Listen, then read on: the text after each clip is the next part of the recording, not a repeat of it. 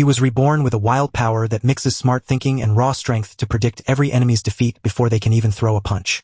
He was once just a sick man lying in a hospital bed, waiting for his time to end. Now reborn as Lewis Carroll, a commoner with a perfect body, he walks into the elite academy, ready to break every single rule. While nobles show off their magic and fancy titles, he relies on hard physics and martial arts to crush anyone who thinks they can mess with him. He doesn't just hold his own against the great masters. He throws their power right back at them, but twice as hard. But the true secret is a dark one. A curse of wild anger lives inside him. When he wakes up, he does the impossible by mixing opposite forces to make a kind of magic that has never been seen before. The story starts with our hero remembering his old life as a sickly kid who dreamed of becoming a strong martial artist. And now that dream has come true because he stands in the Empire's top academy, staring at its massive size, while a new classmate challenges him to a fight to see just how powerful he really is. Amidst the clash, Lewis reveals his overwhelming power to his battered foe, declaring that this new life has finally gifted him the strong, healthy body he always dreamed of. And on top of that, he mixes his smart ideas with his raw power to guess exactly what will happen in any fight. With all these powers, the hero thought he'd finally make his dreams come true, but he was terribly wrong. A strange energy takes over his body, turning the boy into an unstoppable force of rage. Someone then reveals that this all happens because of a curse he carries. A scared girl screams at Lou not to let the curse win. When the hero wakes up, he's scared and doesn't know what he just did. The boy wonders if fate will steal his victory from him again, just like before. Someone shouts that he's a monster and orders him to stop fighting. The voice declares that he shares the same fate as the hero from long ago, and suddenly, the boy's heart beats with a dark, evil power. But Lewis won't give in and refuses to let a cruel fate take him. He roars that if this is his fate, he'll tear it apart with his bare hands. The tale jumps back to 594 at the Candria Arcanist Academy, where the 13-year-old Louis Curl arrives and is blown away by the place, only to freeze in surprise as someone shouts his name while he takes in the massive crowd of hopeful candidates. Suddenly, his parents sprint after him, yelling that he's moving too fast and begging him not to leave them behind. His mom checks to see if he brought his ID and hair dye so they won't attract any attention. She panics and whispers that she heard students get kicked out for no reason at all. But Julian, the boy's dad, insists that magic is the only way to fix this mess. Besides, this is the only academy in the Northern Empire that lets regular folks get in through the entrance exam. Choosing the Candria Academy was the perfect move they could have made right then. This school was started by the royal family and stands among the top 10 in the whole empire. There, the empire's greatest grandmasters pass down all their secrets to their students. Over the last decade, many powerful non-noble guardians have risen from places like this, and most graduated from our school, which convinces Julian that Lewis is exactly where he needs to learn magic. Their mother agrees and insists he must become a grandmaster to take over the orphanage, a goal that leaves Lucille completely shocked by her son's fierce determination. She feels terrible for not being able to fix him, but Julian gently reminds her that she is already doing all that she can. Lewis then tells his mom that she's the reason he's still alive and says how grateful he is for everything. The protagonist suddenly remembers his past life, where even his own parents didn't like him. Even though everything happened, he never let his love for martial arts fade and kept practicing his skills. With that, he became a scholar whose work helped fight for freedom, but a jealous man stole his life's work and called him a fraud because he was poor, so even his own parents turned away, leaving him to die alone and wishing only for a family that loved him. He was long dreaming of living his own life, and now that dream has finally come true, as the story flashes back to a worried young nun taking in a child. Little Lewis wakes up confused because he was supposed to be gone, and though the woman fears he will bring disaster, she decides the innocent baby cannot be abandoned, so she names him Louis Carroll. Now he has a loving family and a healthy body to live his life to the fullest. In the present day, a nobleman turns to his mother and screams at the keeper to move aside. Lewis and Julian dash forward to catch Lucilla, who has been knocked down by the man's shove. The noble sneered at the boy's dream, claiming a commoner could never become a grandmaster, then turned away in disgust, hoping his bad luck wouldn't stick after touching such a filthy person. As soon as he heard this, our hero's blood boiled with rage, and he stepped forward, ready to strike the nobles down.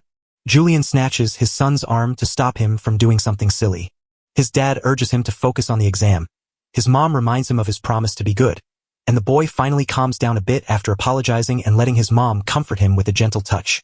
As the nobles sneered and walked off, the crowd suddenly surged forward to make way for a man claiming to be Lord Kane. Then Kane Aranka, a true member of the Aranka family, with a look so noble it leaves everyone stunned, steps into the room. Kane glared at me with an arrogant smirk that only served to annoy Lewis. With a look of pure determination in his eyes, the young man vows to prove his worth to every noble in the room. He looks at his mother and promises her that he'll pass the test no matter what happens. The boy declares with total confidence that he will become a grandmaster and beat everyone else. He is driven by a burning desire to master magic so he can prove his strength to everyone who once mocked him. Now reborn, he will grow into the strongest warrior there is to keep the people he loves safe. The boy stares at the photo of his family and promises to guard everything that matters most to him. Julia knows her son is tougher than anyone and won't quit. Even though his worried parents are scared he'll be one of the 20,000 rejected from only 30 spots. The dad says that the whole family is there to back him up on whatever choice he makes. As Louis walks into the exam hall and sees that every other candidate is older than him, a man floats down from the air to announce that the academy entrance exam is about to start. He steps forward and introduces himself as Aronian Smith, the academy's director and the one in charge of the entrance exam. The candidates were shocked to find the director and grandmaster actually running the test, especially since martial arts here come in 6 levels, starting with apprentice. The title of grandmaster is the 3rd rank, and those who earn it join the privileged few. The director then points to a staircase and tells us that the first test is to climb it. He explains that only the 1,000 who snatch a pass before it vanishes will move past the upperclassmen, while the rest are left behind as the frantic race begins. Some confident candidates shout that the exam is a piece of cake while in charge of the upperclassmen. But the overseer greets them with a wicked grin, welcomes the examinees, and suddenly a red explosion erupts from his body. The power is so strong it twists everyone's sight for a split second, leaving the candidates stunned and clueless about what just happened. Suddenly, a stream of numbers is called out, instantly eliminating many hopeful candidates from the race. Those who stay left wondering in fear if that was an attack, while recognizing the upperclassmen. Louis suddenly understands that what he felt right then was a pure desire to put an end to everything. The other candidates are so confused they can't make sense of what just happened. Our hero tells the group that it wasn't an attack, but just his own aura. The upper man let his power flow out to scare every single candidate at the same time. The hero understands that anyone with a weak heart simply couldn't survive this intense pressure. Many of the weaker candidates simply gave up because they were so scared. The senior then looks at Louis and admits he seems to have some courage at last. He says there's no place for ordinary people because so many talented ones already exist. Our protagonist didn't get scared and stood tall against the upperclassmen like an equal, showing his real courage. The upperclassman glares at the boy and says, "Now that you're here, let's see what you can do." He promises to force the boy to kneel, causing the other candidates to scream in agony and beg him to stop, while our hero stands tall and unharmed by the bully's scary power. Then Louis smiles and asks if that is all he wants to do to end things. To our hero, this is just a scratch, for he has survived far worse before. The boy spent every day facing down wild beasts to sharpen his fighting skills, treating the threat of death from monsters as his daily lesson. That's why the senior's scary vibe didn't work on him at that moment. The upperclassman was totally stunned to find the boy completely unbothered by his power. The young man gave a confident smile and said it simply won't work on him. Then the hero steps up, ready to prove exactly what it takes to make things final. The boy is ready to show the nobles the true meaning of fear by letting his powerful presence fill the entire room with intense pressure. The other nobles watching are stunned by the boy's power. Even the highest up man is so scared by the crushing weight pressing on his body. The protagonist steps right up to the upperman's frozen, terrified face. But Louis halts the assault and glares up at the noble. The older student is wide-eyed and totally stunned by the boy's amazing strength. The other candidates can't believe how an ordinary person could stand up to and even fight back against a highborn noble. Louis doesn't care about the confusion and just walks past the noble to keep going with the exam. Next, the boy walks over to the board where the passes are kept and gets ready to make his own. He stretches his arm out and finally snatches an admission pass. But the senior refuses to give up and shouts angrily that he won't let it go. Fury blazing, the nobleman charges at our hero with everything he has. But the young man stands ready to meet him, and when their powers crash together, the hero is stunned to see a commoner block the strike without any magic at all. Then the director steps in, stops the upperman, and tells him the boy has passed the first exam. He scolds the noble and insists that the academy treats every examinee exactly the same. The upperclassman bows his head to apologize and thank the director for his wise advice. After praising the boy for passing the first round, Aronian suddenly spots his strange hair color and admits it worries him, leaving the confused protagonist to ask what he means, while the director stares him down with a serious hand on his shoulder. He then offers a special magic potion to hide his unique features. The young man doesn't get what the director is up to, but he just focuses on the next part of the test. With that done, he turns and heads straight for the academy's second test. As Lewis turns to leave, the upperman glares at him with pure hatred in his eyes. He can't figure out why the director hit a corner, but he swears he'll never forget that name. As they reach the second test site, a voice calls out that the exam is starting soon, noting that out of the original 20,000, only 1,000 nobles with elite schooling are left to take it. Then, a crowd of proud nobles walked right past our hero, looking down on him with pure disdain. One of them threatens him that next time nobody will help, but our hero remains cold and defiant while the noble keeps taunting him about getting in only because the academy director helped him. With a smug grin, the young man just calls the noble a total idiot. The noble stands frozen with shock and rage, unable to believe the boy's sudden words. Lewis points out that the Grandmaster has much better sense than they do. Angrel, the noble, steps closer and asks if the boy wants to get beaten right there, but the protagonist just smiles confidently, accepting the challenge. The noble, his eyes burning with blind rage, winds up to strike the boy with every ounce of strength he has. He screams that he's done with the commoner and darts forward, throwing a punch right at Lewis's face. Yet our hero stays cool. He quickly readies a sharp strike with his fingers to hit a vital spot. His strike smashes straight into the noble's fist, freezing it dead in midair. The noble freezes in terror as he finds his body refusing to move, having been struck with a spiral hit that cut his energy lines and left him paralyzed, while a single powerful blow sends him flying past his shocked friends. His friends scream in panic as they watch their buddy get crushed. The noble crashed to the floor with a loud thud that left everyone stunned. The other candidates stare in shock, unable to believe how strong the newcomer really is. A friend rushes over to check on him and asks if he is okay, but the noble complains that the pain is terrible. The boy, feeling desperate because he can't feel his arm, is absolutely terrified. He also discovers that his right arm won't move the way it should. His anger boiling over, he shouts that you used poison and warns you he will tell on you. Our hero quickly corrects him, explaining that it wasn't poison, but simply martial arts. The boy admits he held back until he hit his limit, noting that only someone brave enough to take a punch can throw one. But then Kane yanks his arm to remind them they're in the middle of a test, and Kane asks if he's okay with getting disqualified for fighting. The boy holds his gaze on Kane for a moment, weighing what he has done. As the other nobles shout at Kane to stay out of it and threaten him once more, Kane steps forward, demands they know who he really is, and tells them to back off. Scared out of their wits, the nobles quickly set aside their anger and rushed to pack for the escape. The group turned and walked away, leaving the trouble behind for now. Before walking away, the noble scoffs at commoners as worthless and warns Lewis to keep that in mind. The hero believes all nobles are just the same, using their high rank to do whatever they please. Kane walks up and praises him, calling him strong and brave for standing up to everyone else. With a warm smile, the blonde noble reaches out and asks to join forces for the test. Right then, a bunch of girls show up and ask if Lord Kane is looking for partners. Suddenly, a crowd gathers around him, everyone pleading to join his team.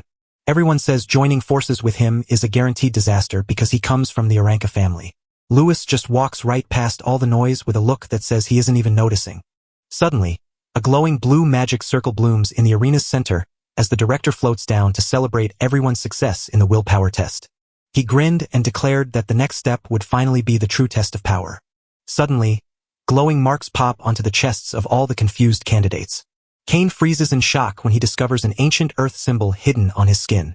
The blonde boy stood frozen, his eyes wide with shock as he couldn't make sense of the chaos around him. His body suddenly turns heavy, and he nearly collapses to the ground right along with the other candidates. Suddenly, a massive golden magic circle sparks to life across the entire battle arena floor. The director tells us that the next test will be a battle fueled by his earth magic. The nobles grumble that they can't fight while Granum's magic weighs on them. Suddenly, one of them points in shock at someone strolling around like nothing is wrong. It's Kane who, even when the magic tries to crush him, manages to stay standing. He strains to look ahead, his face showing surprise at what he sees. The person Kane was watching was Lewis, who managed to walk against the magical pressure, stepping onto the stage to shock all the other candidates. The director smiled at the boy and said he had arrived first once again. The others see the boy and are stunned by the heavy weight he is carrying. Kane struggles to stay on his feet, amazed that the commoner is holding up so well under the pressure. After warning that only the standing candidates can face the next test, the Grandmaster waves his hand to summon a massive pile of weapons into the arena, shouting for everyone to grab a sword before one flies through the air. With a swift, strong grip, the boy clutches the hilt of one of his swords. After grabbing 2 swords to show he's ready for the fight ahead, the protagonist stands while the other candidates struggle to hold their own, and the director gives one last warning. He then checks if everyone is ready and gives the signal to begin the final exam. The director grinned and told everyone to let the bonded slimes go. The candidates glance around, puzzled, unable to spot any change in the arena. They all wondered what bonded slimes were, but nobody there knew the right answer. Our hero notices something and looks up sharply, just as blue spheres start dropping from the sky, one hitting the ground to turn into a strange blue creature that everyone recognizes as the slimes the director talked about. The rules are laid out. Blocking an attack earns 1 point, dodging gets 2, and killing a monster gives 5, with only the top 100 by score moving on to the next test. Our hero worries that only 100 people can make it through this hard test. Just then, the giant slime lets out a loud shriek and blasts smaller versions of itself flying out in every direction. One candidate laughs it off, claiming that slimes are just weak monsters and that beating them will be a piece of cake. With a confident grin, the boy steps forward, his sword drawn to easily grab his 5 points. He then sprints at top speed toward one of the tiny beasts, shouting for it to take his strike. But the blue creature suddenly shifts its face and lets out a scary, powerful presence. Then, the tiny monster blasts a super strong beam of energy at the one who tried to trick it. The noble's face goes from confident to terrified when he sees the small creature's power, and with no time to react, the slime slams into the boy's face, sending him flying while everyone else watches in shock as more slimes zoom across the arena to catch them by surprise. The nobles are frozen in terror by the shocking strength of those tiny blue beasts. One of the boys yells for everyone to watch out as more slimes start dropping from the sky.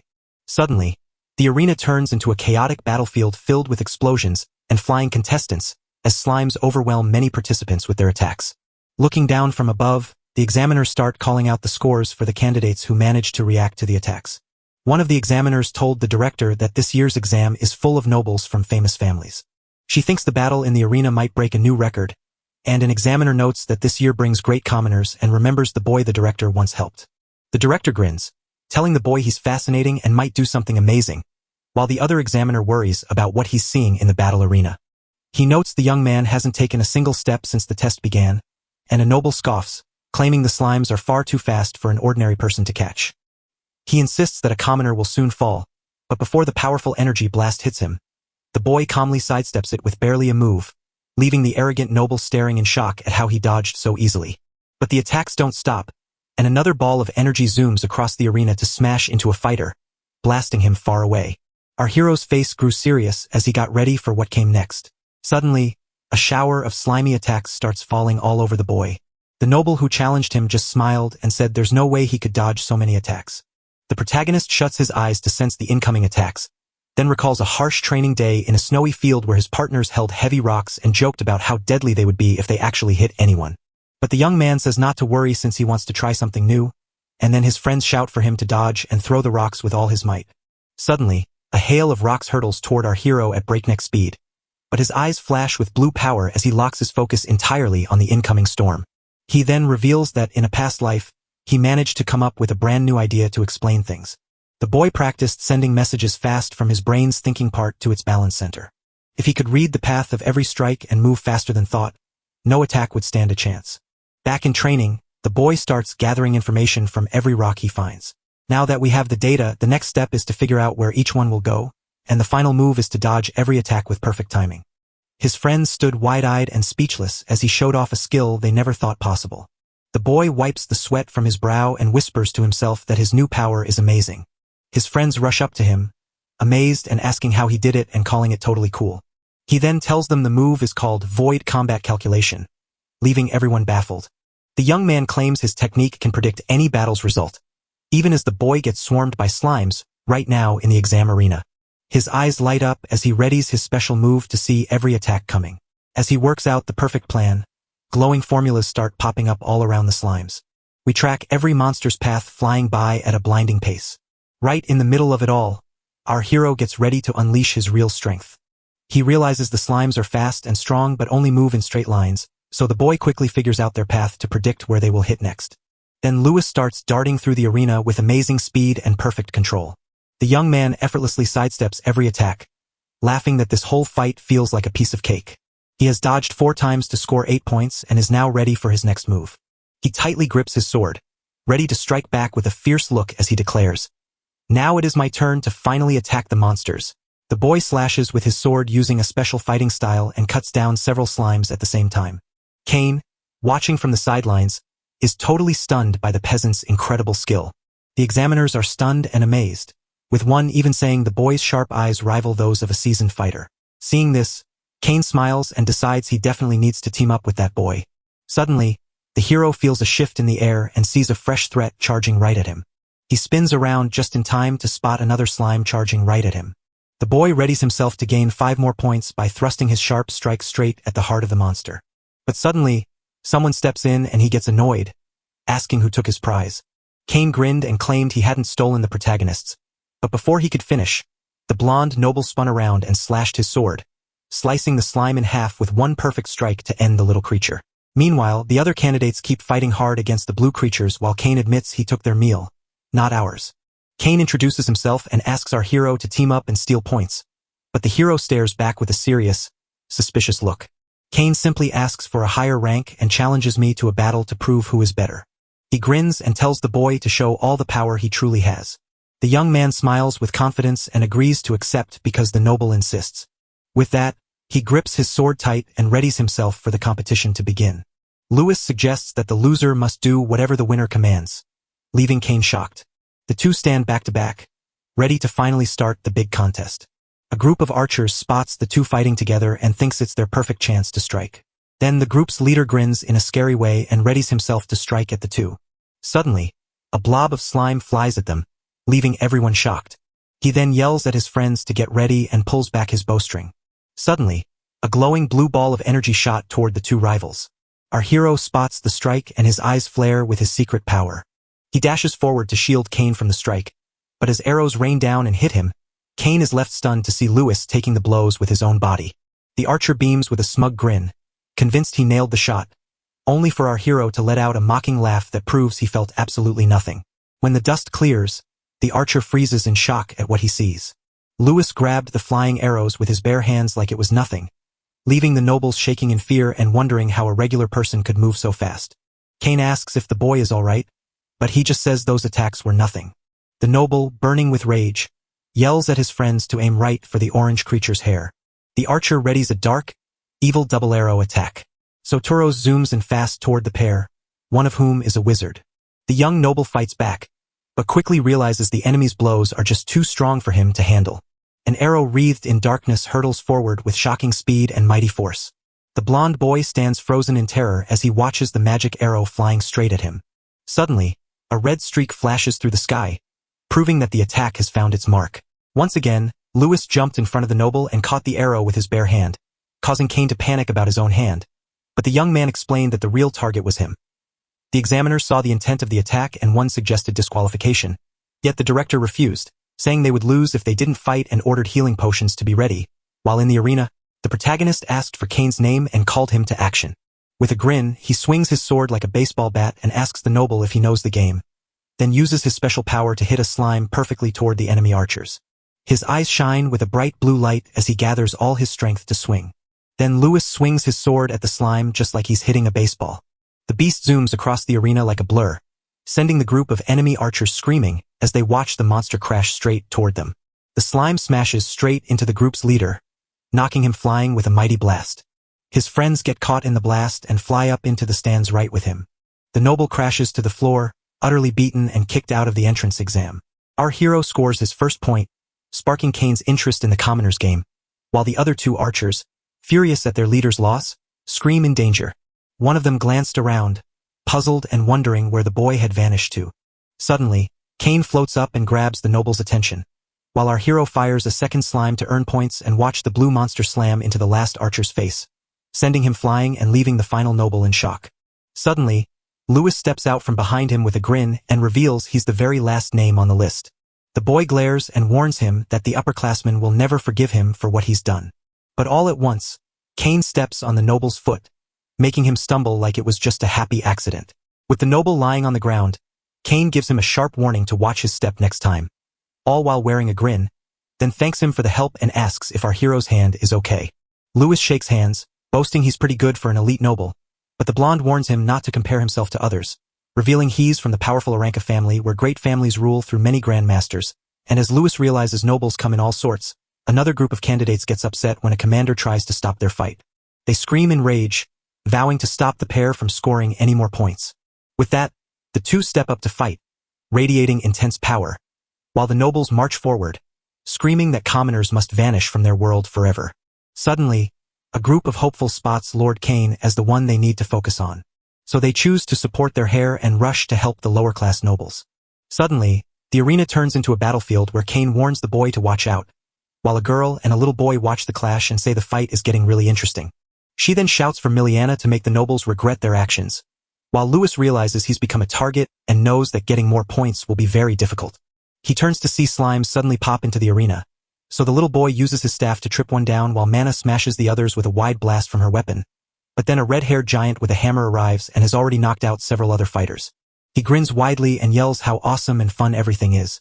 He claims that knocking down people is way more fun than battling weak slimes. With a loud war cry, the raid leader twirls his massive hammer as hard as he can in the arena, and the boy spins faster and faster, getting ready to strike. His eyes burning bright, he screams at everyone to move aside and get out of the way fast. He then blasts an area-wide attack that knocks every candidate flying from the force of the impact. After the fight, the redhead stands there with his hammer resting on his shoulder, looking like he just won big. With that, a few of the fighters hit the ground, beaten and done for. An examiner suggests stopping, yet the director insists their energy is still strong, even as another instructor frets over the possibility of disqualifying so many nobles at once. The director reminds everyone to ignore the crowd and follow the Academy's rules before heading to the arena to officially end the second exam and promise that their scores and rankings will be shared soon. As soon as the exam is over, the earth magic fades away and one of the nobles collapses to the ground, completely drained. After the fight, the examiners hand out healing potions to the wounded candidates, and when Lewis drinks one, he is amazed by its strange, glowing power. Cain walks up and asks what's bothering our protagonist, who is lost in thought. The noble tells him to relax, promising that he won't go easy on him even if he wins their bet. The director shouts that the second exam results are ready, pulls out a giant magic scroll, and Cain wonders where Lewis stands, only to watch the nobles laugh at our hero when the list stops at 6th place. Then the director shouts that the top 5 have shattered all records, placing Milana Royce right at the 5th spot. To everyone's surprise, the Hair Kano ended up in 4th place during the test. Coming in 3rd is Faye Duran, a red-haired girl who looks very confident. Lewis starts to wonder if getting in a fight with those other nobles meant he'd been kicked out of the game. Then, the 2nd spot is revealed as Lewis Curel steps forward with 887 points. Cain stands frozen in shock, staring at a boy he's never seen before and demanding to know his name. The blonde noble suddenly realizes he used to be a commoner, and the young man whispers that fact is a secret. Cain accepts his loss. Lewis promises to reveal his wishes after the exams, and as Neil Gunn is announced as the champion with 888 points, the redhead smiles and warns everyone not to disappoint him. The others stood frozen in shock by the two champions at the top and whispered that Neil was far too strong, while Milana watches Faye standing motionless with her huge spear in hand. The red-haired girl then says she'd love to fight the exam's top winner, while a group of nobles gets mad that commoners beat them. One of them screams that they are a total shame to the whole nobility of the empire. The instructor tells the director that this is the first time orphans from a shelter have taken the top spot, and with a stern look, the director asks if he knows why the group helps those children. It turns out that being truly strong has nothing to do with how high up you are on the social ladder. The director then points to the next location for everyone who passed the second exam. Cain said Lewis was almost first, but the boy just shrugged and said he didn't know. When they step into the forest, the candidates find out that the third and final test is waiting for them right there. The director looks like he's floating in the air and shouts that the final challenge is a treasure hunt for emblems, where he'll drop them and the older students will hide them all over the forest. With that, everyone's goal is to grab as many emblems as they can before losing them and getting knocked out, leaving only the top 10 to move forward, but Cain warns Lewis that the highest-ranked players will become the targets, which the protagonist now realizes was the whole point of the rankings, so the director grins and tells him to show what he's got and survive until the very end. The boy is so sure he'll win, even though admission is right around the corner. Suddenly, someone steps up behind him and calls him a commoner in a way that makes him feel bad. It's one of the nobles he beat before, and now he's found him to pay back the shame. Yet our hero simply gazes at the noble with a cold stare, completely unmoved. The noble explains that Cain has left him alone to face this danger without any help. Suddenly, the young man spots something odd, snaps his head around with wide eyes, and realizes he is surrounded by nobles ready to strike. The boy realizes the examiners must have purposely told the others where to find him. The noble gets bored of talking and suddenly charges at Lewis with his big axe, screaming for the commoner to take the hit just as Lewis readies himself to fight back. The noble yells that the hero can't get away and lunges forward with his spear to begin the battle. Suddenly, two nobles rush in and hurl their spears at him, sending the boy crashing to the ground, only for him to scramble up just as a fresh threat appears. With a quick spin, the young man slashes the air with his sword to block the hit, and as Lewis lands, he can't help but wonder what kind of strange power he just felt. The leader yells for him to quit, claiming he's about to die right there. But our hero, though outmatched, flips and weaves through every attack with incredible speed. His sword hums with green light as he keeps blocking the enemy's strikes. The protagonist knows the attacks are coming back, so they gear up to face the next wave of strikes. As the fight gets fiercer, the boy focuses all his energy, making his sword glow with strength. One of the nobles screams to let him take the hit and charges forward with a mighty swing of his weapon. The weapon turns into a wind arrow, and the noble wonders how a commoner will handle magic, but Lewis dodges again, making the noble furious that he keeps escaping. The boy quickly realized he couldn't predict where magic would land like he could with his normal attacks. With a set look in his eyes, he makes up his mind that if things are as they seem, he has to switch up his plan. Next, he'll use Sino-sen, a counterattack move that strikes back just before the enemy can hit him. With his eyes glowing, the young boy chooses to borrow his foe's strength to turn the fight around. Noticing the delay, the group's leader yells for everyone to stop stalling and strike now. With that, every noble charges forward with their weapons drawn, but our hero just smiles confidently, knowing he already has a plan to take them all down. With a confident grin, the young man declares the moment is perfect for his counterattack, while the noble with the axe, convinced he has trapped our hero, brings his blade down with all his might, only for the boy to sidestep and use his sword to block the strike, ready to turn the enemy's own strength against him. The noble was stunned to watch his weapon get flung away with such power that it struck another noble attacking Lewis from behind, while a third man cried out in agony as a flying spear hit him right in the eye during the chaos. From high up in the trees, a noble sends a blast of green power straight your way. But before anyone could react, our hero suddenly appeared right behind the attacker, shocking them. The boy grabs him and uses him as a shield, but the magic arrow strikes true, dealing a heavy blow. The noble hits the ground, beaten and angry, while the young man grabs his spear and keeps fighting. Now armed with a new spear, the hero demonstrates his skill by hurling it with incredible force at an enemy, causing it to hit a tree and explode, blasting the nearby noble far away, before the boy dashes at high speed to easily defeat the rest, catching their floating emblems as proof of his victory while claiming them as his prize.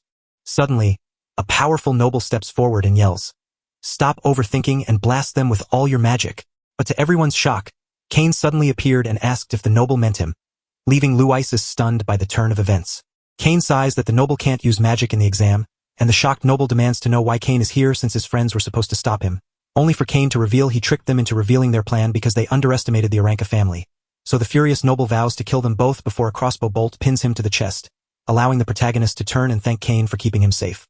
Kane explains that they were just lowly nobles and hands their emblems over to our hero. He offers help, but Lewis refuses and insists on solving things himself. Then a girl claps happily to welcome him before the raid boss arrives with a serious look to challenge him to a fight. Kane then reveals that she is Fedurahin, the mighty daughter of an empire's grandmaster.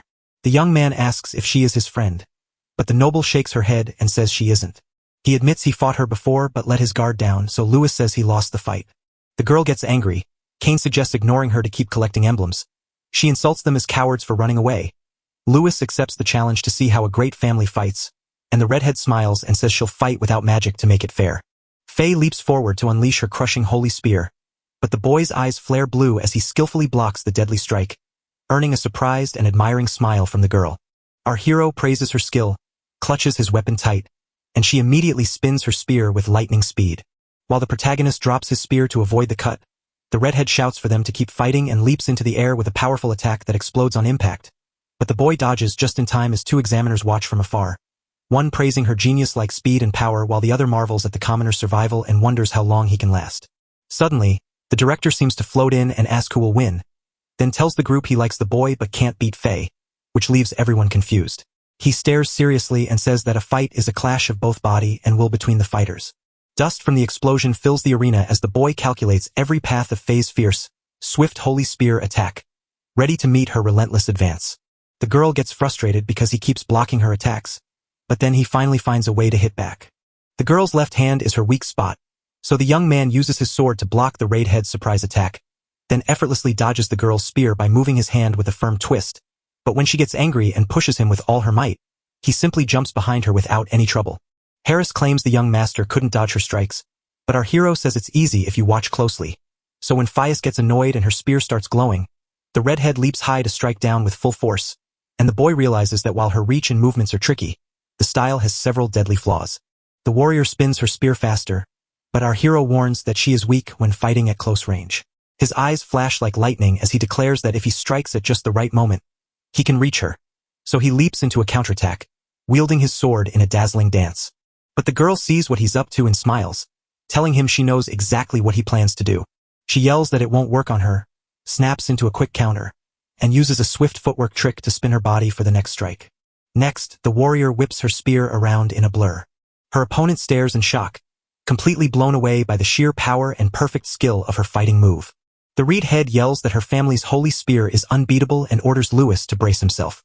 With that, the swirling spear tornado charges at the boy, who quickly defends himself as the examiners marvel that his father only mastered this move at 16, prompting our hero to sigh that it's a shame and instead summon one of his own sword skills to block the attack. The boy admits that the spear has another flaw. It drains the user's stamina very quickly. If he keeps defending with perfect timing, a crack in the enemy's line will soon give way. The girl keeps her furious assault going, completely unaware of the trap the main character is setting. Suddenly, the young man's eyes glow with energy as he spots his chance. So he shouts and leaps to bring his sword down on the girl's head, only to find the tip shatters midair, leaving him with a useless weapon. Lewis stares in shock, completely baffled by his terrible luck in the fight. Faye also looks shocked by the surprise ending to their fight. She praises him, saying that if his sword hadn't snapped, he would have been able to fight back. The boy nods and sighs, saying his luck must be really bad for that to have happened. The girl wonders if he held back, and he replies that it's just his habit to watch before he fights. With a grin, Lewis declares he's finally ready to fight her for real, even though the redhead notices his weapon is missing and he doesn't seem to care. With a flick of his hand, the young man shows his real power by dropping his guard and stepping into a fighting stance. Faye watches the white-haired boy closely, seeing no weak spots in his stance, while he stays calm and focused, waiting for her next move. Suddenly, she spots her chance and screams that this is the moment to strike with everything she has left. She rushes at him with a powerful burst of speed. The examiners are confused, but the director sees her strike breaking through the guard, while the red-haired warrior yells that the fight isn't done and launches her broken spear like a missile with glowing eyes, promising to try anything else if standing close fails before she uses the rest of her weapon to blast the whole area. Luis looks up in surprise at his opponent's new move during the final battle. Suddenly, the redhead splits into multiple versions of herself and they all charge forward to attack at once. The red glowing copies surge around the commoner from all sides, pouring their combined power into one final blow to end him forever. Our hero just gives a tiny smile, proving he's not worried at all. He then yells, "So what?" and fires off a bunch of energy hands to block the attack. One of the invisible hands grabs the spear tip right before it hits, freezing the girl's attack in midair.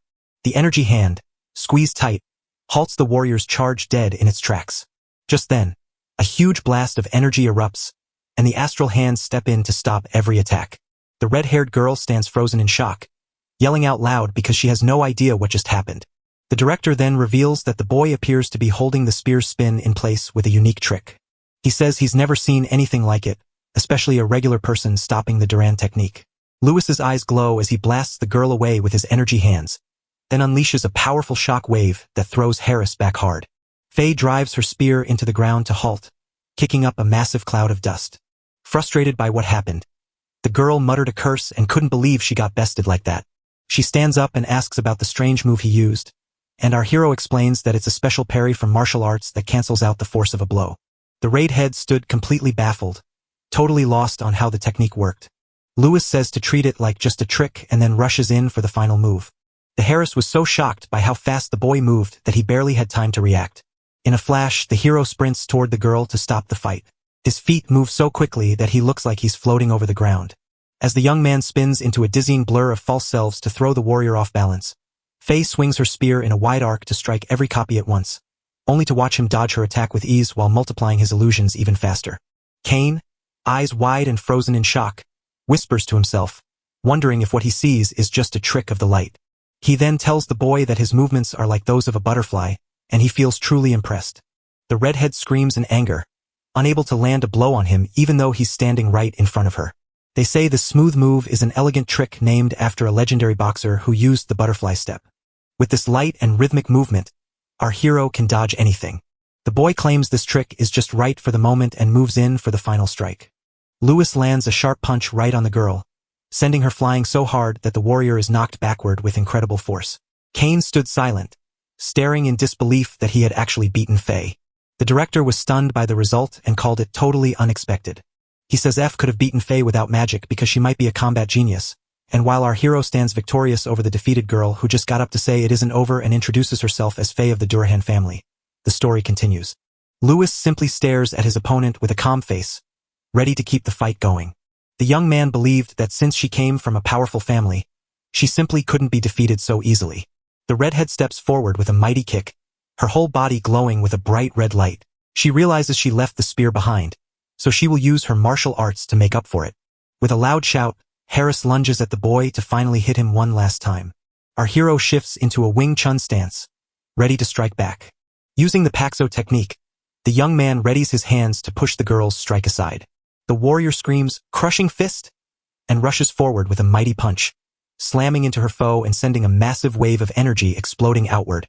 The protagonist feels the blow and compares it to a 1-inch punch, praising her technique while she reveals her family isn't only about battle spears, then shouts her attack name and fires a burst of energy fists that Lewis smiles at and meets with his own boxing style as they clash again, because he realizes fighting such a strong opponent is the dream he's always wanted. A strange power takes hold of him, making his heart beat with a dark red light while his eyes blaze as he slips out of his own control. A dark, devilish shadow rises behind him as he screams for them to enjoy the battle even more. As the scene shifts, the red-haired fighter freezes in fear and begs to know what is going on. The girl stares up at a giant demon's face and feels her knees go weak with fear. Harris is so scared that her body has gone completely frozen and won't move. Without mercy, the boy slaps his opponent hard, sending the girl flying across the floor. Watching the scene, the director is totally stunned and can't believe what just happened. The blast sends them flying so far that everyone watching is shocked. She then crashed down to the ground, her head slamming into a tree from the force of the impact. Kane and a classmate stand in the distance, watching closely as they worry about the young warrior's health. The two are stunned that a regular person just cornered the Harris, while Kane's friend suddenly feels a heavy weight press on him, forcing him to clutch his head in confusion and pain. Suddenly Brian feels sick, and his friend asks worriedly what's wrong. The boy tells us he feels sick and then freezes in fear as he realizes what could be happening. He senses the dark power surrounding the hero and begins to wonder if his fears are truly correct. Kane roared in fury, shouting that their plan had failed because he never expected a simple peasant to be so powerful. Biting his lip in fear, Brian recalls an old story and stands ready to face whatever comes next. He says that if the story is real, they can't let the boy survive. Faye struggles to her feet and stands before her rival, only to be overwhelmed by a surge of power as the other fighter, burning with rage, rushes forward to strike her down with a powerful, crushing blow. The blow smashed into her head, so hard that she spat out a mouthful of blood. With that, Harris is knocked backward and hits the ground, leaving him totally vulnerable to the attack. Our hero roars in anger, losing all control before unleashing a flurry of punches that make the girl admit her power and speed are useless against him, leaving her desperate and certain she will be defeated if this keeps going.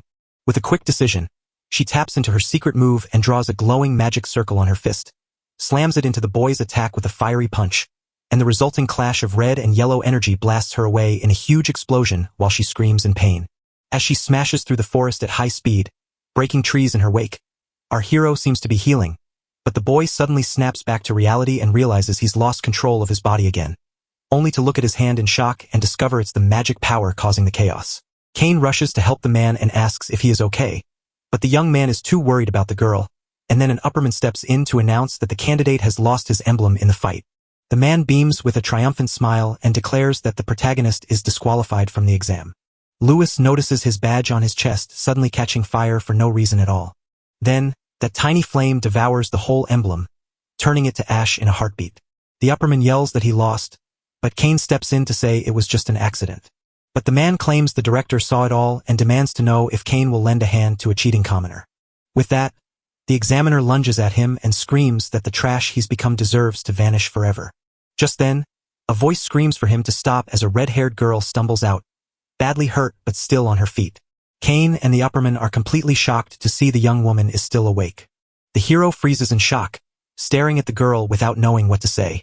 The Harrison steps closer to ask if the boy is safe, leaving him bewildered, before the furious man threatens to disqualify her for protecting a commoner, only for the young woman to roar at him to shut up and reveal she knows his emblem was burned. Faye apologizes to Lewis and Kane stares in shock, but the young boy steps up to take the blame for everything. She then declares that he has won and challenges him to a rematch once they both join the academy. The examiner laughs at the thought and questions how we can pass if he only gives us 4 emblems. The red-haired girl tears a piece of her clothes and hands it to the boy. She reaches out her hand and asks him to take it, saying it's the prize for beating her. Now, with all 14 emblems collected, the young man is finally ready to take the final exam. The warrior adds that his symbol burned up in the battle, and that fire makes it count. The upper man snaps the girl's name with fury, but the redhead just laughs him off to grab Kane's attention, leaving the man stunned by her boldness. She then declares that she will not let weak students pass while deserving ones fail. At that moment, the young woman flicks her spear's tip high into the air with a sharp, perfect motion. She then wonders what would happen if the person in 10th place had 14 or more emblems.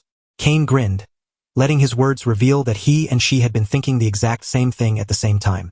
The girl tells him he isn't as dumb as he thinks, and they run off together to grab more emblems. The protagonist just watches with a smile as the boss stomps off, still fuming. Suddenly, the director steps in and declares Lewis disqualified, ordering him to leave, but the senior student just glares and warns him not to think he's beaten yet. The noble promises that if Faye beats the other candidates, Lewis will definitely pass the exam. With a creepy grin, the senior sneered that it wouldn't be strange for a candidate to get taken out by accident. The other noble pushes him forward, secretly hoping he won't end up like all the other cowards. Then the dark thing remembers that feeling and whispers about who Lewis really is. The director explains that while martial arts are powerful, they simply can't stand up to magic on their own. Watching the academy, the boy decides he must master blending magic with fighting. But as he walks away, he worries about his ripped clothes and how to tell his mom the truth. He worries that if he speaks the truth, she will panic and start asking endless questions. Out of nowhere, a hooded stranger sneaks up behind him, a sharp blade drawn and waiting for the final strike. With a sharp twist of his body, our hero slips out of the attack just in time, then lashes out with a strong kick that sends the attacker flying while getting ready for what comes next, even as the mysterious man scrambles back in shock to ask how the young fighter noticed him so fast. The hero admits that the scent of blood he gives off is so strong, no one could possibly miss it. Right then, 2 more men step out, and the leader laughs at the boy for looking so calm right before he ends. Realizing he is trapped against very strong opponents, the young man knows he must fight with all his heart. He realizes one of them is far more dangerous than the rest and gets ready for the worst. Suddenly, the group's leader lunges forward with a spinning kick and screams at the boy not to look away. The man grinned cruelly and promised the protagonist's head would fly off with his next strike. But our hero's eyes shine with blue power as he unleashes his secret ability. With a wave of his hand, he makes copies of himself to slip away from the enemy's attack as if it were nothing. The boy slashes his dagger into the air just as the blow is coming. The young man snaps the attacker down with a lightning-fast, powerful throw. He sees his opening and delivers a hard kick to the enemy lying on the ground. Then he leaps out of the way with a quick, skilled move, dodging the attack. The leader stood up and confirmed that the boy truly had superhuman senses and fighting skills, exactly as the report claimed. Lewis was stunned by the man's words and couldn't help but wonder exactly what kind of report it was. The leader says his fighting skills are strong but worries about magic, so the other 3 men shoot a few wind arrows at our hero. The young man readied himself for the hit, but the attackers hit him harder than he ever expected. He barely dodges, and the arrows fly past him to stick into the trees behind with a glowing green light. Realizing he can't keep going like this, the boy decides to try using one of his breathing tricks. By tapping into the energy inside him, he grows stronger and reveals powers he never knew he had. The sudden burst of power surges through him, making him stronger and faster just in time for his final strike. Then, his eyes turning a bright blue, he charges forward with amazing speed. The leader laughs off his struggle and commands his men to shoot even more wind arrows at him. As our boy charges at the guys, one attacker is shocked by his speed and can't even figure out where he went. Our hero swoops down from the sky and kicks the leader's weapon away, sending him flying in shock while the other 2 keep blasting magic arrows non-stop. The fallen leader screams at his friends to stop the boy at any price, and one man rushes forward to kick the hero, who blocks the blow with his arm but shakes from the force of the hit. With that, the hero gets knocked backward but keeps his balance to keep fighting. The hero stands before the enemy, convinced that this opponent is incredibly strong and deadly. The man in blue crosses his arms, looking sure he's already won against the young boy. All at once, the other attackers spring into action and circle our hero from every direction. Trapped on all sides, The boy knows he's in deep trouble as a storm of energy arrows shoots straight at him. Trapped with no way out, the young man is struck full force and crashes to the ground, looking completely beaten. One of the men cheers in triumph, shouting that they've finally knocked the boy out for good. He then starts to wonder if the boy is truly from a common family since he's caused them much more trouble than anyone expected. Then suddenly our hero opens his eyes. In one fast move, he springs up and snatches the enemy's weapon. The boy then uses the enemy's own power to shove him backward with all his might. Using the leverage, he snaps the man's spine as the boy's counterattack forces the man to scream in agony. He holds the attacker in front of him to block the arrows, then tosses that person back at their enemy. With a burst of power, the hero sends the last of the foes flying. The man in blue suddenly sees that the boy was only faking his defeat. Lewis stands up and looks around, triumphant as his defeated foe lies on the ground. The man in blue clapped his hands and told the young man his skill was truly impressive. The boy teases that he doesn't care for his men, only trash, so our hero hurls the weapon at the last enemy and the man in blue calls him smart. The man says that without his orders, he'd happily take the young man on as his disciple. He stepped forward with his weapon in hand, telling the boy that he truly wished he could have him as his apprentice. Dark energy surges down with a crushing blow, but our hero manages to block it. The attack is so powerful it blasts our boy right into the forest. With a final push, the protagonist is sent flying, blood spitting from his mouth, while the leader watches him crash down and readies himself for the next strike without a second thought. He swung a giant hammer and told the young man that while his skills were impressive, they wouldn't stand a chance against a better fighter. His eyes burn with purple power as he tells the boy that he is nowhere near his level. Even though the odds were against him, our hero met the attack with a look of pure determination on his face. With that, the magic hammer slams into the ground, sending a huge explosion rippling through the battlefield. After the enemy dives down to end the battle, the opponent answers with a flurry of strikes. As the dust fades away, the leader looks down into the crater and wonders how the boy kept going. To his surprise, he finds the young man standing in the middle of the crater and wonders if he is still alive.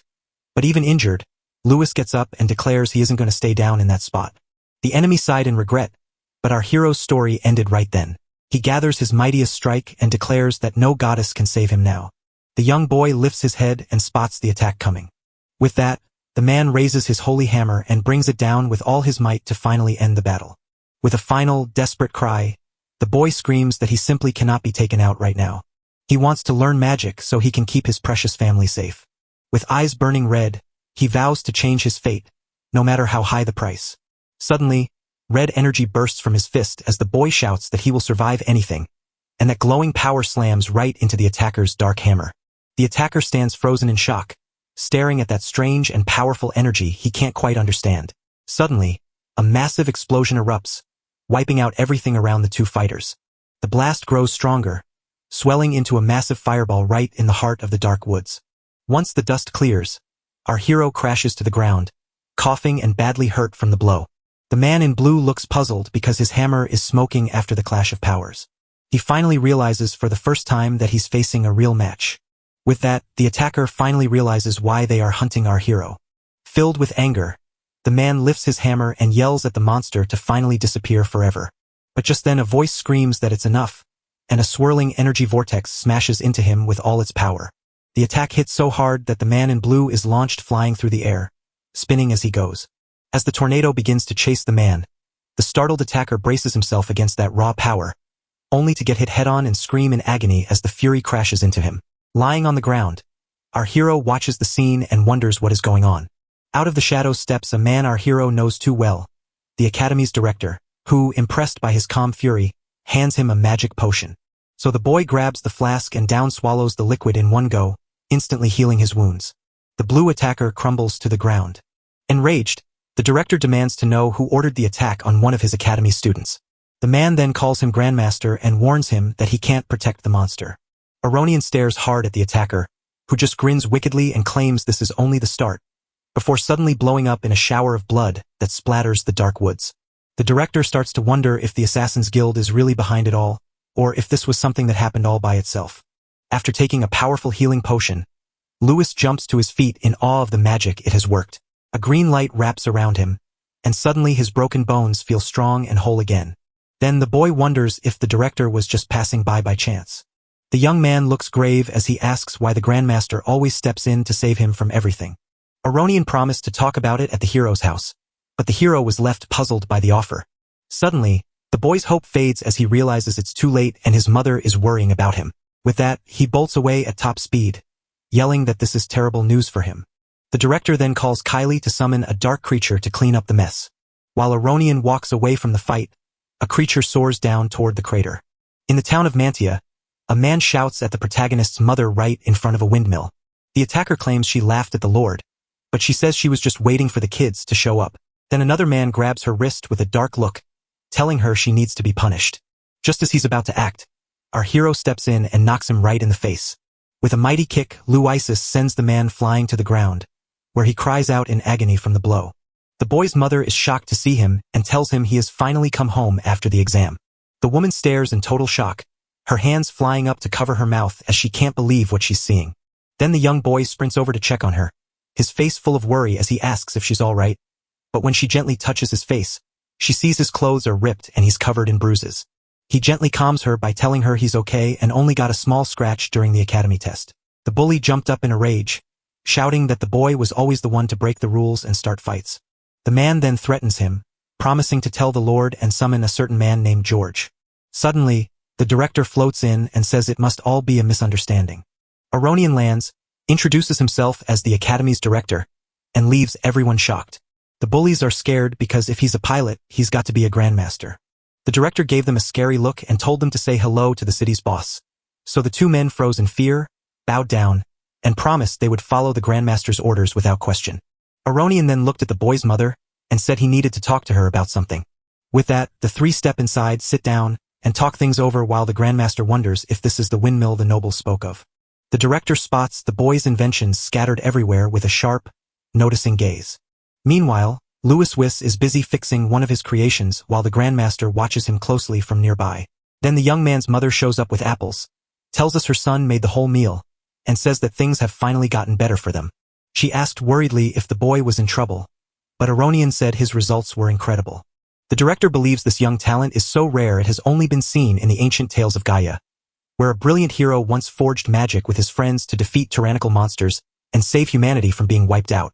The day the saint was born became Liberation Day, and everyone cheered the victory, while the ancient books of Gaia remember him as the legendary first hero.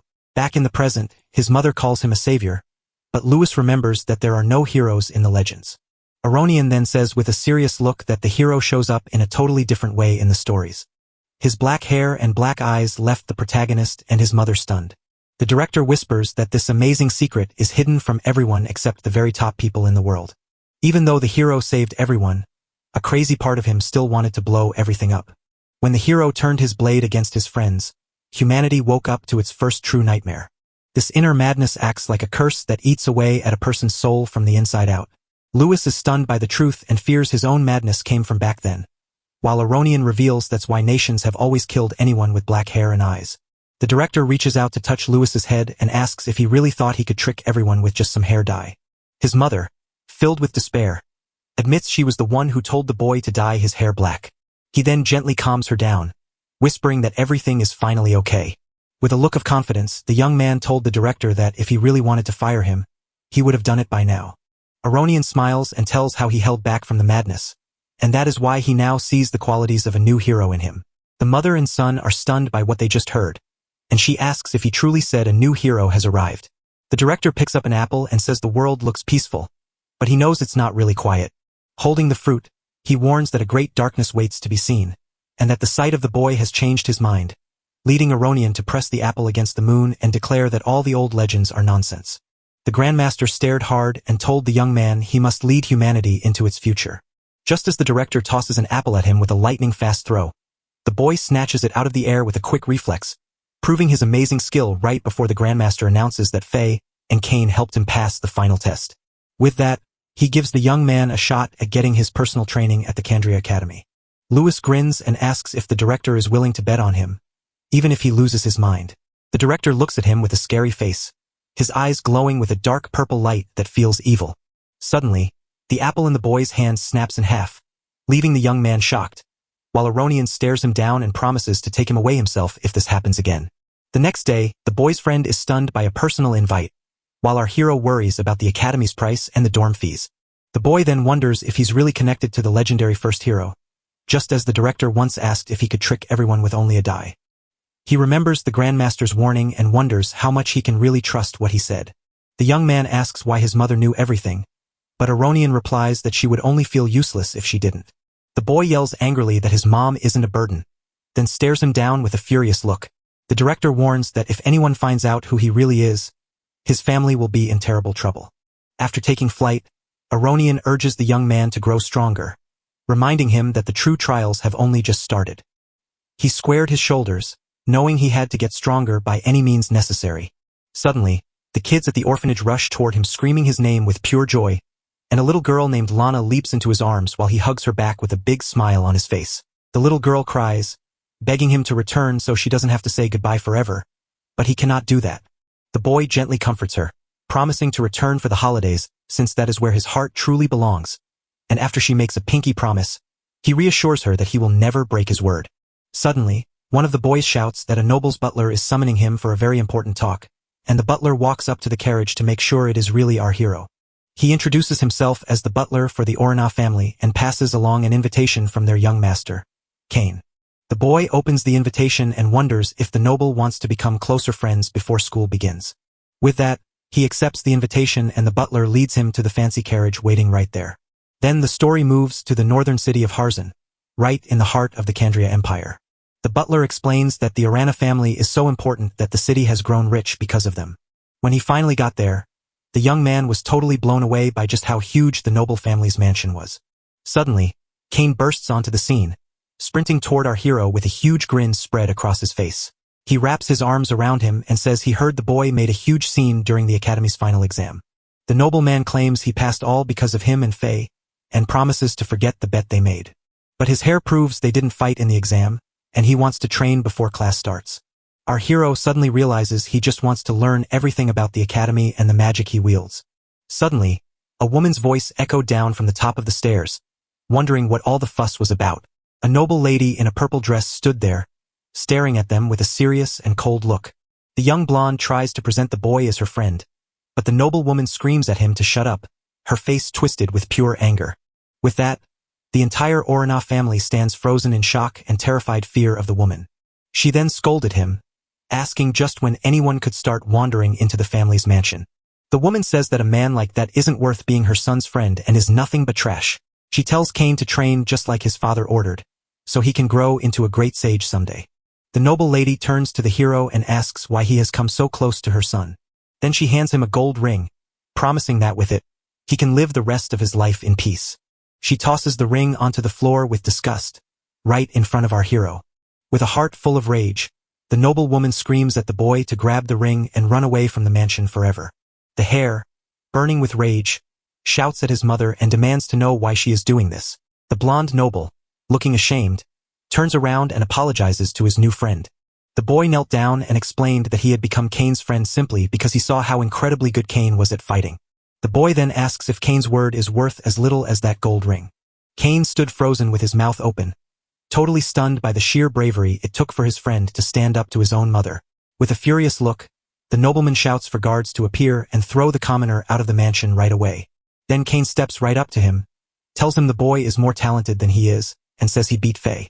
The noble woman laughs at the thought of a commoner ever rising above the children of the Empire's great families. Lewis then says that his serious look means being near the king will make him even stronger. Filled with fury, the woman screams that the boy is insulting the Aranka family and acting proud, right before an impossible wave of force blasts everyone backward, only for a man to suddenly step through the door and end the chaos just by being there. The man repeats what Lewis said and asks if Kane really can get stronger. Our hero and the young blonde freeze in shock when they spot the master of the Aranka family standing right there. The man walks up as the woman nervously calls him master, her face full of worry. Then, with eyes full of panic, the noblewoman screams out her husband's name, William. She warns that if Kane stays with that commoner, he'll never be able to reach his husband's level. But the man just ignores her, then calls for his son, and the noble bows in respect before his powerful father. Lewis introduces himself as Kane's friend, only to realize that the man's energy is truly amazing. The master then asks his son if the boy's words about his power are true. The man's face grew serious as he stepped forward and demanded the young man prove his words right then. The family's master then lets a tiger-shaped energy surge from him to test the boy. Sensing the man's deadly intent, our hero is blasted by a surging red aura that crushes him so hard he can't even breathe. Though he feels that powerful force, the boy stands before the noble with eyes full of determination. He gets ready for the fight and sees the man is deadly serious, knowing the Orna family leader means to kill him right now, and the older noble just keeps pouring out his power with a cold, evil grin. The boy feels such intense pressure that it seems his very soul is being ripped right out of his body. He stares in awe and fear at the Grandmaster's sheer, unstoppable will. The young man noted that the power was exactly as expected from a Grandmaster, and since our hero has hunted so many monsters, he has built up a resistance to this kind of energy, causing it to explode out of him in an orange burst that left the master shocked and William stunned in disbelief. Then, our hero Aura turns into a blazing fire dragon to take on the tiger. With a fierce expression, the boy stands as an equal against the Orna family master, and their powers collide in a raging clash between a tiger and a fire dragon that leaves Kane completely stunned. Lewis then dropped to his knees on the floor. Kane races over to help his friend, asks if he's okay, and the boy nods to say he is. William calls out the boy by his name and asks why he wants so much power. With a steely gaze, the young man says he will defend his family from harm.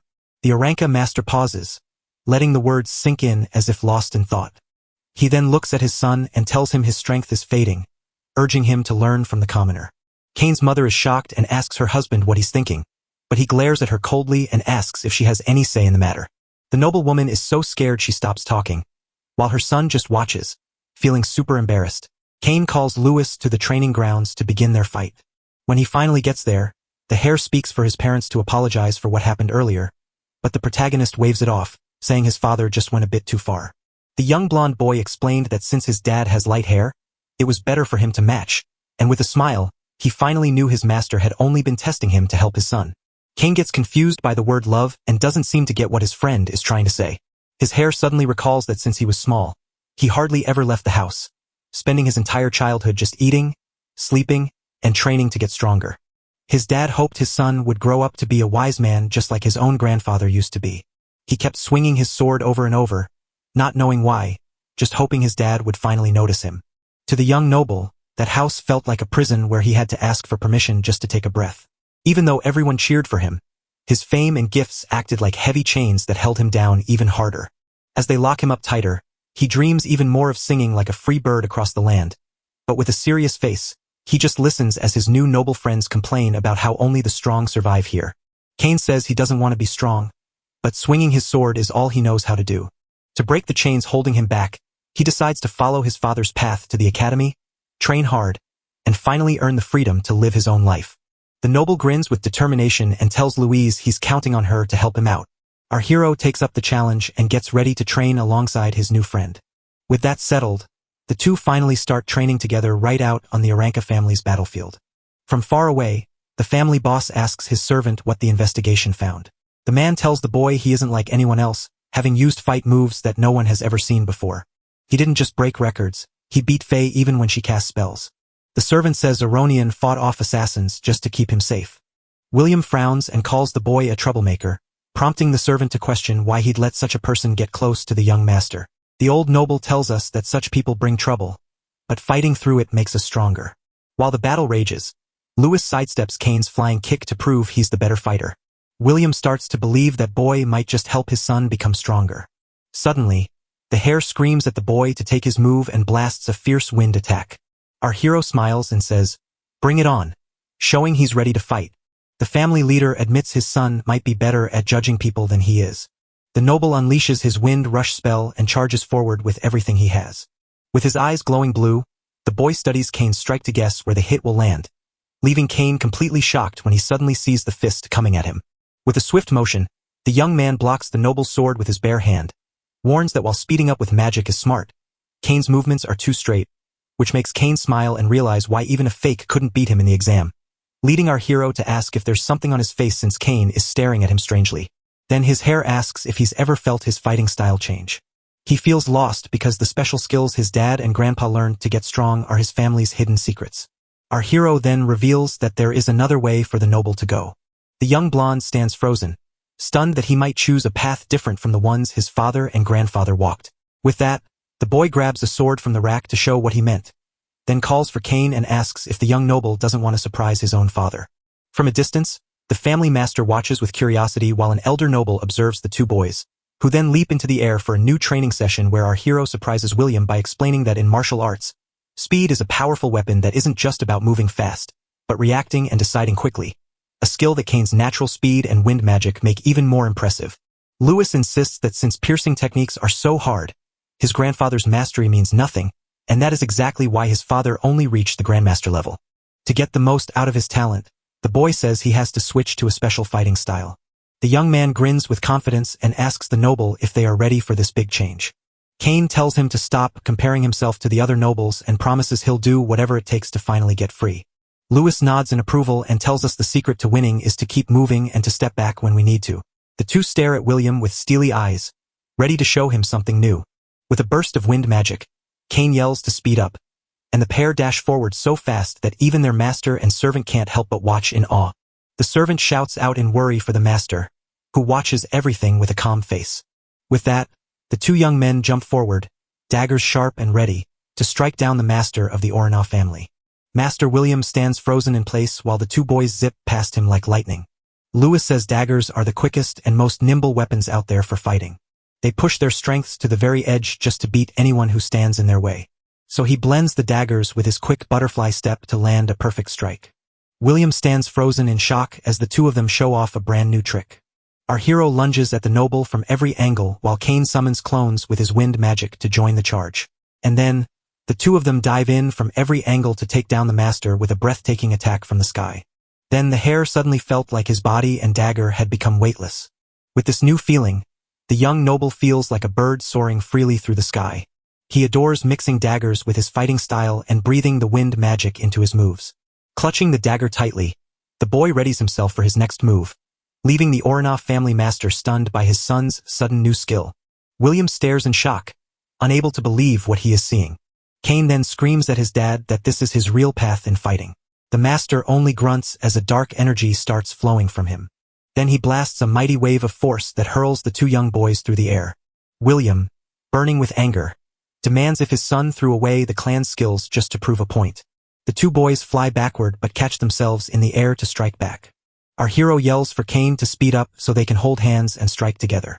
With that, Cain blasts Lewis with wind magic to zip them both through the sky at breakneck speed, with Lewis riding on his back. Then the joy rushes in one last time. The two press on, wrapping the master in a swirling tornado of green energy slashes. The master spins around fast, yet William halts the blow with just one hand and sneers. "Is that all you got?" He stretches out his hand to snatch Cain's dagger. Then his hair shoots forward at that fresh speed. With a furious glare, the noble sneers at his son's attack and calls him a coward for using the new fighting style. But then Cain reminds him that retreating isn't weakness because a pulled-back fist is what makes the next blow stronger. And suddenly the blonde noble realizes how that retreat connects to the attack he is about to use. Then the hare unleashes his wind magic, summoning a violent tornado to crash down on his father with everything he has. The pair races forward with daggers ready, proving how skilled they've become.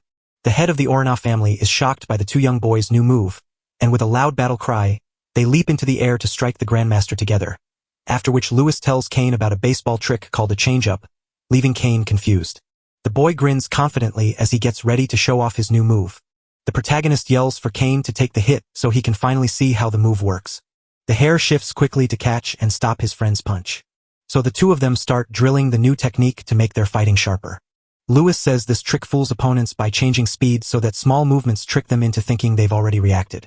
This lets them crush the enemy by combining the dagger's deadly force with lightning-fast strikes. The family master stands completely baffled as the duo zips around him with impossible speed and wild unpredictability. Cain steps forward and unleashes his new move to strike his father, catching him completely off guard. But William calls the slow attack pointless and glares at him with pure contempt.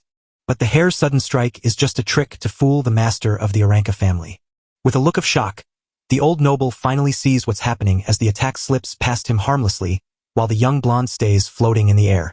William looks at his son and is clearly amazed by the brand new trick he just showed him. With a confident grin, the pair get ready to launch their true combined attack. With that, the two boys rush in to attack the master from all sides with their daggers, but William yells, "That's enough," and halts their training with a firm command, making the duo stop their attack right then. The noble calls for Cain. The Aranka family's hair stands on end, trembling in anticipation of their father's verdict. William then looks at his son with a stern face and warns him never to bring shame upon their family name. Kane smiles and answers, "Wes," showing his resolve to take the new path, while a servant calls out to his master, who watches everything with a calm and thoughtful look. The older noble thinks hard about how to fight and notices how the speed of their feints is changing. Holding an energy dagger, the master sees an exciting new way to get out of trouble. William realizes he's learned a lesson from two kids, admits the fight was great but the training is done, and after Kane hugs him and promises a gift, they reach the massive family library and William is shocked by its size. The boy stood speechless, staring at the mountain of books before him, while Kane explained that this incredible gift was his way of saying thank you for finally guiding him to his true path. The protagonist stares in shock as the noble Aranka family hands over a box filled with a rare book and a bag of plenty of money. The noble tells us the books hold secrets of magic that will make his training at the academy much easier. Lewis finds out that every student has to go through a special magic ceremony to wake up their powers. Curious, the young man asks about the ritual, and Kane points to one of the books he received. He says the ritual happens at Gaia's statue and costs 10 gold coins to perform. Our hero sinks into despair because the orphanage needs this money to keep going for years. The noble calms him down and explains that the academy offers everything for free to students who pass the exam. Kane grins and asks if the bet they made is finally settled. The boy takes the deal, rushes to find a way to earn fast cash, and then decides to use his old world knowledge to invent cool new gadgets. With that, he asks if the Aranka family knows any merchant guilds who could help him. The main character just whispered that it's a secret, but his friend will figure everything out soon. A week later, the Empire's new students gather at Candria Academy for their entrance ceremony, and the white-haired boy strides in with a confident smile, eager for his very first day of school. He stops suddenly, caught by a strange smell and realizing someone has crept up behind him in the courtyard. Another student thinks the scent is from a fancy perfume and that the boy comes from a wealthy family. Then the girl hugs him and offers to show the newcomer the whole academy. The young man gratefully accepts the help, introduces himself as Lewis Carroll, and befriends his new classmate. She smiled and said his name sounded odd, then asked if he had a son born out of wedlock. She says the emperor has aged and everything has changed over the last 2 years. Because of this, the imperial hair fighters clash with the nobles and powerful families at the academy. Rose shows us that even though the director makes things look calm, there is actually a fierce battle for resources, and anyone who doesn't earn enough credits gets kicked out of the academy. With that, the girl steps closer and playfully reaches out to touch our hero, Chin.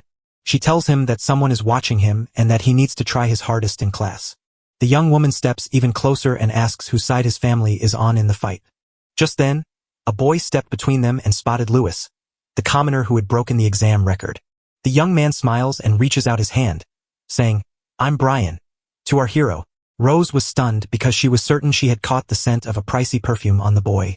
Frustrated and calling it a waste of time, she storms off, leaving the two boys behind. The protagonist then smiles back at Brian with total confidence. Then the blonde boy tells our hero not to worry about how the girl is acting. Brian says the academy is like a tiny version of the Empire, and it can be really hard for regular people. Suddenly, Kane dashes toward them, screaming our hero's name. Brian waves goodbye, promising to chat with other students but to give him a call if anyone ever needs him. The boy turns, walks away with a serious face, and Kane steps up to ask what he was talking about with that Brian guy. The noble reveals that Brian is the Chancellor's son, but they aren't very close. Our narrator then remarks that no matter what else has happened, Brian still seems like a pretty decent guy. Suddenly, Faye and Milena show up, and the young man declares he has no time for guys with weak wills. The redhead waves at him and says that if he really is as strong as he claims, she might just accept him.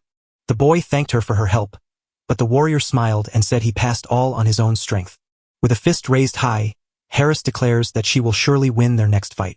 Then the girl yells that if he wants any attention, he'd better beat her first. With that, Miliana grabs her and urges them to finish their registration fast. Kane tosses Lewis a bag of coins, leaving him staring in shock. His hair tells the story of how he obeyed orders, started a trading business, and then set a whole village on fire. Then, Lewis drops a surprise. His secret isn't a hidden trick, but a new kind of perfume that smells much softer than before. The noble agrees the smell is nice, and our hero promises to watch closely for when it hits the market. With the money in hand, Kane promises to send some to his mother, and Lewis cheers him on for his brilliant ideas. The hare asks to keep the secret, and our hero agrees to the plan. The man slides the academy's credit card across to the young man and wishes him good luck. Suddenly, A group of nobles shouts that he cheated his way through the academy with Kane and Faye's help. Her hair tells the story of how Sheath got kicked out for hiring hitmen to kill him. The protagonist stares ahead with a serious look, sure he has finally found out who pulled all the strings. Kane tells him that Sheath has an older brother, so he should stay right there to stay safe. From a distance, Sheath's brother stares at the two of them with pure hatred and resentment burning in his eyes. The noble grins with evil intent and tells them the real fun is just starting. In the academy's grand hall, the director greets every new student from this year. Aronian cheered, saying they had beaten every challenge and finally made it to this moment.